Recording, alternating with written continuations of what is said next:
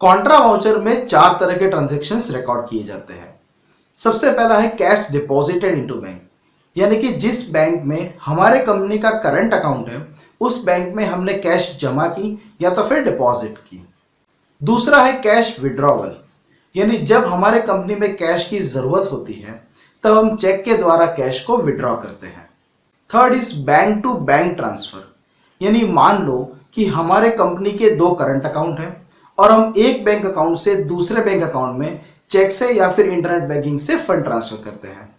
और fourth is branch to branch transfer, यानी हमारे कंपनी की एक ब्रांच या एक डिवीजन दूसरे ब्रांच या डिवीजन में कैश का ट्रांसफर करता है।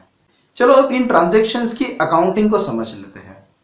जब हम बैंक में कैश डिपॉजिट करते हैं तो ऑब्वियसली कैश का बैलेंस कम होता है, इसीलिए कैश अकाउंट को हम क्रेडिट करेंगे, और दूसरी ओर बैंक का बैलेंस बढ़ता है, इसीलिए हम बैंक को डेबिट करेंगे।